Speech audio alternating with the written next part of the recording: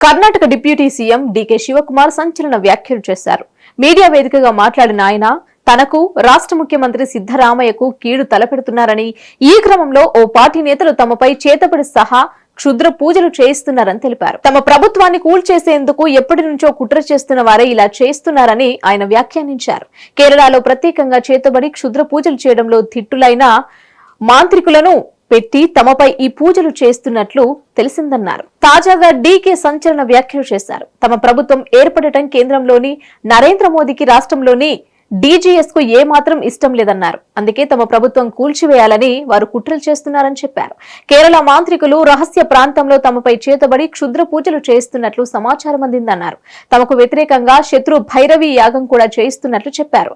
అయితే ఈ క్షుద్ర పూజలను తాము పట్టించుకోబోమని తెలిపారు. తాము ప్రజలనే నమ్ముకున్నామని, పూజలను కాదని వ్యాఖ్యానించారు. రాష్ట్రంలో గత సంవత్సర కాలం నుంచి సుపరిపాలన సాగుతోందని డీకే చెప్పారు. దీనిని చూసి ఓర్చుకోలేకపోతున్నారని బీజేపీ, డీజీఎస్లపై ఆయన విమర్శలు గుప్పించారు.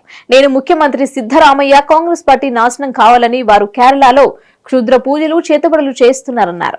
కేరళలోని రాజరాజేశ్వరి దేవాలయం చుట్టుపక్కల ఉన్న నిర్జన ప్రాంతంలో శత్రువులను చంపేందుకు చేసే రాజకంటకం మరన్ మోహన స్తంభన యాగం చేస్తున్నారని డీకే వ్యాఖ్యానించారు. ఈ యాగం క్షుద్ర పూజల్లో భాగంగా పంచబలి సమర్పిస్తున్నారని తనకు సమాచారం ఉందని డీకే తెలిపారు. 21 ఎర్ర రంగు మేకలు, 3 గేదెలు, 21 నల్ల రంగు గొర్రెలు, 5 పందులను బలిస్తున్నట్లు తనకు పక్కాగా సమాచారం ఉందన్నారు. అయితే తాము ఈ యాగాలకు, పూజలకు భయపడేది లేదన్నారు. ప్రజలను నమ్ముకున్నామని, ప్రజలతోనే ఉన్నామని చెప్పారు.